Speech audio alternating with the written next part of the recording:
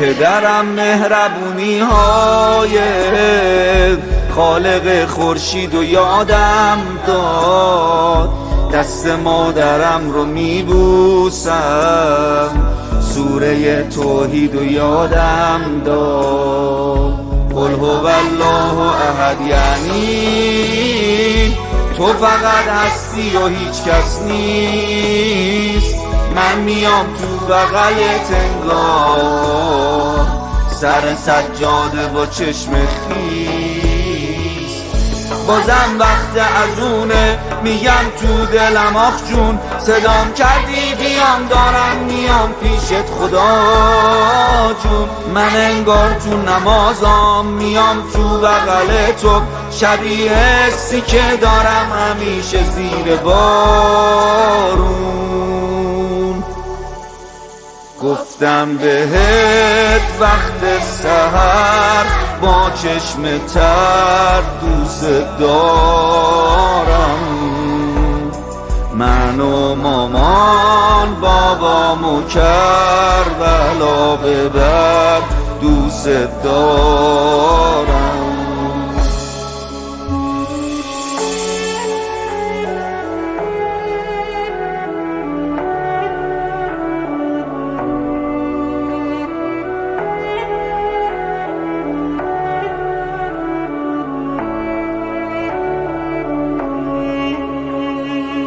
ممنون از معلم خوبم، راه مسجد و نشونم داد، من بی پناه تنها رو زیر سقف تو امونم داد. ایاک نعبد، یعنی من فقط تو رو دوست دارم. ایاک نستعین، یعنی من فقط به تو امیدوارم. برای اولین بار دارم روزه میگیرم، تحمل میکنم گرسنگی و تشنگی رو.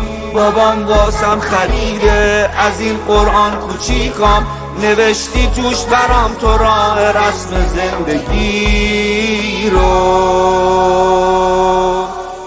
گفتم بهت وقت سحر با چشم تر دوست دارم، من و مامان بابام و کربلا ببر دوست دارم.